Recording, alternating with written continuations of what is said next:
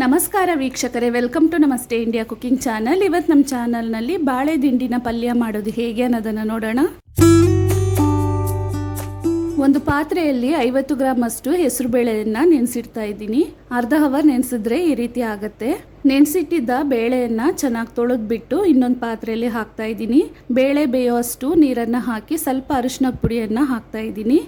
ಬೇಳೆಯನ್ನು ಚೆನ್ನಾಗಿ ಸಾಫ್ಟಾಗಿ ಬೇಯಿಸ್ಕೊಬೇಕು. ನೆನೆಸಿಟ್ಟಿರೋದ್ರಿಂದ ಕುಕ್ಕರ್ನಲ್ಲಿ ಏನು ಬೇಯಿಸೋದು ಬೇಕಾಗಿಲ್ಲ, ಪಾತ್ರೆನಲ್ಲೇ ಬೇಗ ಬೆಂದ್ಬಿಡತ್ತೆ. ನೋಡಿ, ಈ ರೀತಿ ಸಾಫ್ಟಾಗಿ ಬೇಯಿಸ್ಕೊಬೇಕು. ಬೇಯಿಸಿರುವ ನೀರನ್ನು ಚೆಲ್ಬಿಟ್ಟು ಬೇಳೆಯನ್ನು ಸಪ್ರೇಟಾಗಿ ಇಟ್ಟಿದ್ದೀನಿ. ದೊಡ್ಡದಾದ ಒಂದು ಈರುಳ್ಳಿಯನ್ನು ಕಟ್ ಮಾಡಿ ಇಟ್ಕೊಂಡಿದ್ದೀನಿ. ಮೀಡಿಯಂ ಸೈಜ್ನ ಒಂದು ಬೆಳ್ಳುಳ್ಳಿಯನ್ನು ಸಿಪ್ಪೆ ತೆಗೆದು ಈ ರೀತಿ ಜಜ್ಜಿಟ್ಕೊಂಡಿದ್ದೀನಿ. ತುರಿದಿರುವ ತೆಂಗಿನಕಾಯಿ ಸ್ವಲ್ಪ, ಕಟ್ ಮಾಡಿರುವ ನಾಟಿ ಕೊತ್ತಂಬರಿ ಮತ್ತು 8 ಖಾರವಾಗಿರುವ ಹಸಿರು ಮೆಣಸಿನಕಾಯಿನ ಈ ರೀತಿ ಉದ್ದವಾಗಿ ಕಟ್ ಮಾಡಿ ಇಟ್ಕೊಂಡಿದ್ದೀನಿ. ಒಂದು ಪಾತ್ರೆಯಲ್ಲಿ ಸ್ವಲ್ಪ ಮೊಸರು ಹಾಕ್ತಾ ಇದ್ದೀನಿ. ಚೆನ್ನಾಗಿ ಮಿಕ್ಸ್ ಮಾಡಿಬಿಟ್ಟು ನೀರನ್ನು ಸೇರಿಸ್ತಾ ಇದ್ದೀನಿ. ಇದನ್ನು ಒಂದು ಸೈಡ್ ಹಾಗೆ ಇಡ್ತಾ ಇದ್ದೀನಿ. ಬಾಳೆ ದಿಂಡಿನ ಮೇಲ್ಭಾಗದಲ್ಲಿರುವ ಸಿಪ್ಪೆಯನ್ನು ತೆಗೆದು ಈ ಭಾಗವನ್ನು ಮಾತ್ರ ಬಳಸಬೇಕು.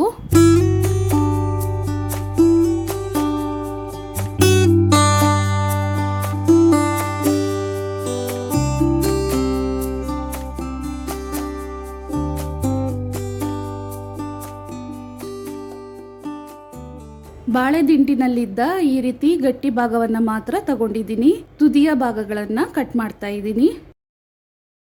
ಇವಾಗ ಬಾಳೆ ದಿಂಡಿನಲ್ಲಿರುವ ನಾರಿನಂಶವನ್ನು ತೆಗಿಬೇಕು.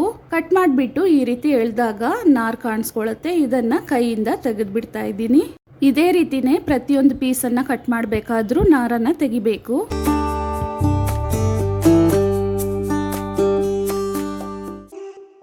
ಇದನ್ನು ಚಿಕ್ಕದಾಗಿ ಕಟ್ ಮಾಡ್ತಾ ಇದ್ದೀನಿ.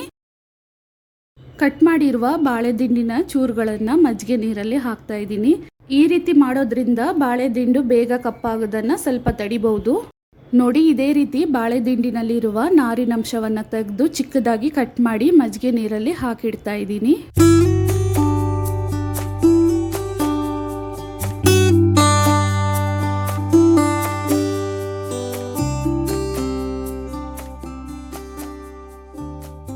ಒಂದು ಬಾಣಲಿಯಲ್ಲಿ ಎಣ್ಣೆಯನ್ನು ಹಾಕ್ತಾ ಇದ್ದೀನಿ. ಎಣ್ಣೆ ಚೆನ್ನಾಗಿ ಬಿಸಿ ಆದಮೇಲೆ ಅರ್ಧ ಟೀ ಸ್ಪೂನ್ ಸಾಸಿವೆ ಚೆನ್ನಾಗಿ ಸಿಡಿದಾದ್ಮೇಲೆ 1/4 ಟೀ ಸ್ಪೂನ್ ಜೀರಿಗೆಯನ್ನು ಹಾಕ್ತಾ ಇದ್ದೀನಿ.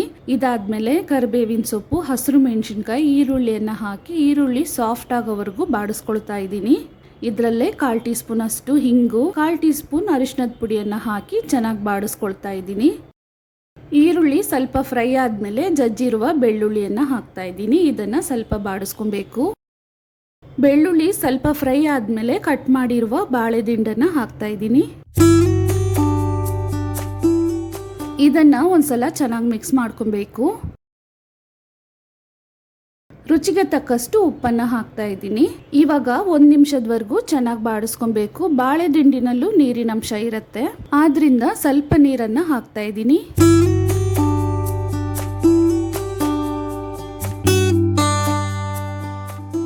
ಇವಾಗ ಒಂದು ತಟ್ಟೆಯನ್ನು ಹಾಕಿ ಮುಚ್ಚಿಟ್ಟು ಬಾಳೆ ದಿಂಡನ್ನು ಚೆನ್ನಾಗಿ ಸಾಫ್ಟಾಗಿ ಬೇಯಿಸ್ಕೊಬೇಕು. ಸ್ಟವನ್ನು ಮೀಡಿಯಂ ಫ್ಲೇಮ್ನಲ್ಲೇ ಇಟ್ಟಿರಬೇಕು.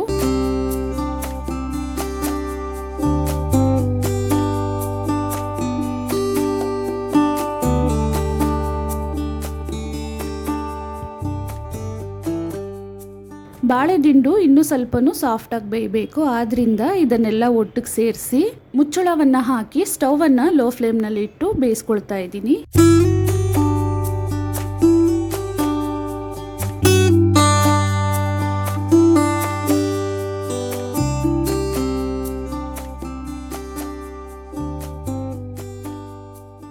ಇವಾಗ ನೋಡಿ, ಕರೆಕ್ಟು ಹದಕ್ಕೆ ಬೆಂದಿದೆ. ಇದಾದ್ಮೇಲೆ ಬೇಯಿಸಿರುವ ಹೆಸರು ಬೇಳೆ, ತುರಿದಿರುವ ತೆಂಗಿನಕಾಯಿ ಮತ್ತು ಕೊತ್ತಂಬರಿ ಸೊಪ್ಪನ್ನು ಹಾಕಿ 2 ನಿಮಿಷದವರೆಗೂ ಚೆನ್ನಾಗಿ ಬಾಡಿಸ್ಕೊಳ್ತಾ ಇದ್ದೀನಿ. ಈ ಬಾಳೆ ದಿಂಡಿನ ಪಲ್ಯವನ್ನು ಹಾಗೇನೆ ತಿನ್ಬೋದು. ಯಾವುದೇ ಅನ್ನ ಸಾಂಬಾರ್ಗಾಗಲಿ ಸೈಡ್ ಡಿಶ್ ಆಗಿ ತೊಗೊಬಹುದು. ಮೊಸರನ್ನ ಜೊತೆಗೇನು ತೊಗೊಬಹುದು. ಕಿಡ್ನಿ ಸ್ಟೋನನ್ನು ಕರಗಿಸೋದಕ್ಕೆ ತುಂಬಾ ಸಹಾಯ ಮಾಡುತ್ತೆ.